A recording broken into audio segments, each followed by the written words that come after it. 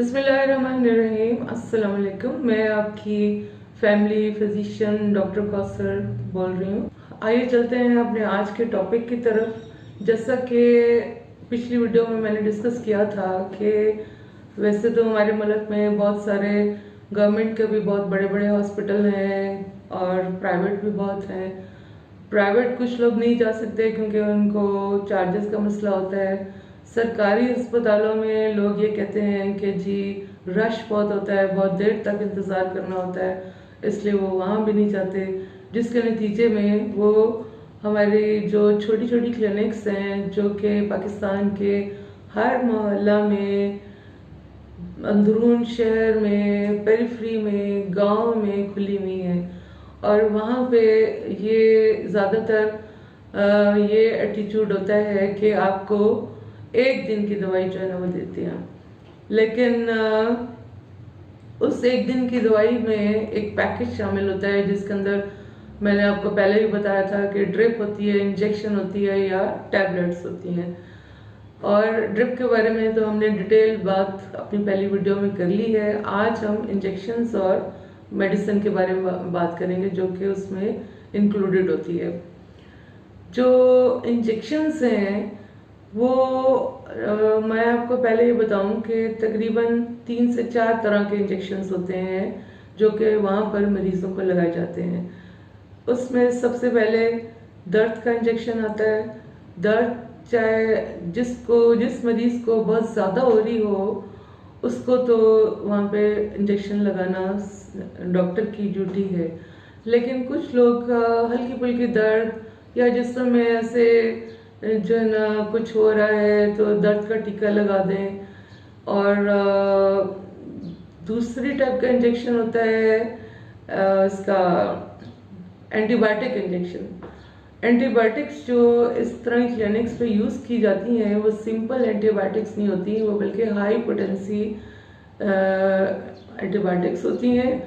और कहते तो यही हैं कि जी इनको टेस्ट डोज के बाद दिया जाता है, लेकिन अब ये नहीं पता कि मरीज ने एक दिन लगवानी है। उसको ये अगर बताया जाए कि ये एंटीबायोटिक्स जो हैं उसको प्रॉपर डेज के लिए देना होता है, 3 दिन, 5 दिन, 7 दिन या 10 दिन, और उसकी एक बड़ी जो है ना अमाउंट होती है जो कि 4 घंटे 6 घंटे के बाद आपने लेनी होती है। और अक्सर होता यह है कि मरीज़ एक दिन का आता है, उसको टीका लगाया जाता है और उसके बाद वो गायब हो जाता है। इस तरह से जो चीज़ होती है वो एंटीबायोटिक की रेजिस्टेंस हो जाती है। एंटीबायोटिक्स का तो आपको पता ही होगा कि जो कि हमारे बैक्टीरियल इन्फेक्शंस के लिए दवाइयाँ यूज़ होती हैं। अब होता यह है कि नेक्स्ट टाइम वो इतनी रेजिस्टेंस इस तरीके से फैल चुकी है कि वो मरीज को उस दवाई का फिर असर ही नहीं होता। तीसरी टाइप के इंजेक्शन जो होते हैं वो ताकत के इंजेक्शन होते हैं। ताकत के इंजेक्शन्स में वो हर मरीज को लगाना जो है ना वो डॉक्टर शायद ज़रूरी समझते हैं या मरीज़ भी अपने तौर पर ज़रूरी समझते हैं। हमारी एक नेबर हैं, वो डायबिटिक हैं, हाइपरटेंसिव हैं, हार्ट पेशेंट हैं और वो अपनी मर्ज़ी से फार्मेसी से ताकत के टीके मंगवा के लगवाती रहती हैं। इनके जो नुकसानात हैं मैं आपको आगे जाके बताती हूँ। चौथी टाइप का टीका होता है स्टीरॉयड इंजेक्शंस। स्टीरॉयड्स के बहुत ज़्यादा नुकसानात होते हैं और ये भी हमारी अक्सर यहाँ पे क्लिनिक्स पे ये इंजेक्शन दे दिए जाते हैं। अब इन सब चीज़ों में कसूर तकरीबन दोनों पार्टीज़ का होता है। दोनों पार्टीज़ में एक अगर आप हेल्थ प्रोफेशनल के बारे में सोचें तो वो ये कहते हैं कि एक तो मरीज़ की सेटिस्फेक्शन ही नहीं होती जब तक हम उनको टीका ना दें, और दूसरा ये कि उनका फ़ायदा थोड़ा सा ये होता है कि भी उनके चार्जेस में थोड़ा इजाफा हो जाता है। अगर हम मरीज़ की तरफ देखें तो मरीज़ कहते हैं कि जी ये किस तरह का डॉक्टर है, इसने टीका नहीं लगाया, हमें आराम नहीं आया। और कुछ मरीज़ तो स्पेशल आके डिमांड करते हैं कि आपने जो है ना हमने टीका ही लगवाना है, दवाई हमसे नहीं खाई जाएगी, यानी उनका साफ इनकार होता है। तो इस चीज़ को समझने के लिए ये ज़रूरी है कि आपको टीका लगाने के जो नुकसानात हैं उसके बारे में भी थोड़ी आगाही हो, ताकि आप नेक्स्ट टाइम जब क्लिनिक पे जाएं तो आपको पता हो और आप डॉक्टर से पूछें कि आप इंजेक्शन हमें किस चीज़ का लगा रहे हैं, उसमें क्या नुकसानात हैं। एक तो थोड़ी बहुत टीके की दर्द तो होती ही है, लेकिन बाज़ बात ये होता है कि दर्द इतनी शदीद होती है कि मरीज घर जाके वापस आता है कि डॉक्टर साहब आपने जो टीका लगाया है वो तो बहुत ज़्यादा में दर्द कर रहा है। दूसरा क्या इसका नुकसान हो सकता है कि टीके वाली जगह के ऊपर ब्रूज हो सकता है, यानी नील पड़ सकता है। चौथा ये कि टीके वाली जगह पे सूजन हो सकती है। और पांचवा ये कि अगर वो उसके अंदर इन्फेक्शन हो जाए तो उसके अंदर एब्सेस बन जाता है। एब्सेस ये होता है कि उसके अंदर सारी पस भर गई है जिसको बाद में ड्रेन करना पड़ता है। और बाज़ का ये होता है कि जैसे एंटीबायोटिक इंजेक्शन है, इसको अगर टेस्ट डोज के बगैर अगर किसी ने आपको दे दिया है और वो दवाई आपको सूट नहीं करती तो आपकी बॉडी में इमीडिएटली एक रिएक्शन जिसको एलर्जिक रिएक्शंस हैं वो उस तरह की चीज़ होती है। और वो बाज़ का इतना सवेयर होता है कि हमने अपने सामने लोगों की डेथ होते देखी है। और इसी तरह से स्टीरॉइड्स इंजेक्शन है।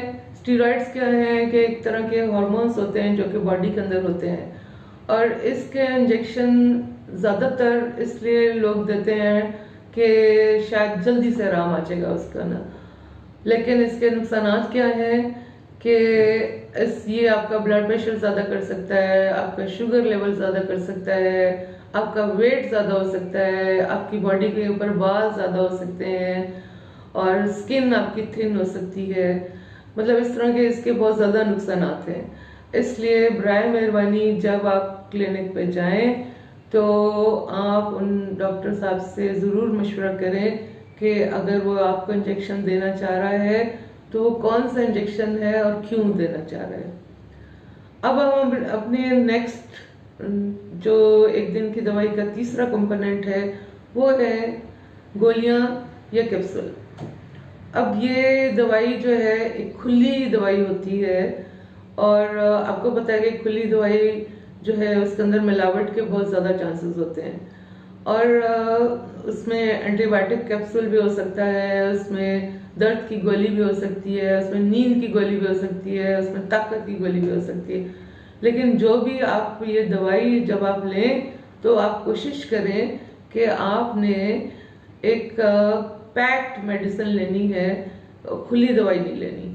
और दूसरा ये है कि अगर आपको एंटीबायोटिक्स दी जा रही हैं तो आपने समझना है कि इसकी कितनी मकदार कितने घंटे के बाद लेनी है और कितने दिन के लिए लेनी है, ताकि आपको एंटीबायोटिक की रेजिस्टेंस ना हो।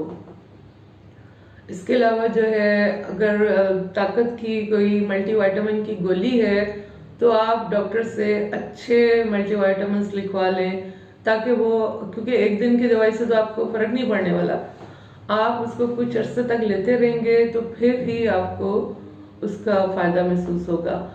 और इसी तरह से दर्द की या बुखार की गोलियां हैं वो भी पैकेट्स वाली पैक्ड आपने लेनी है। इसी तरह इस दवाई में कुछ सिरप्स भी इंक्लूड होते हैं।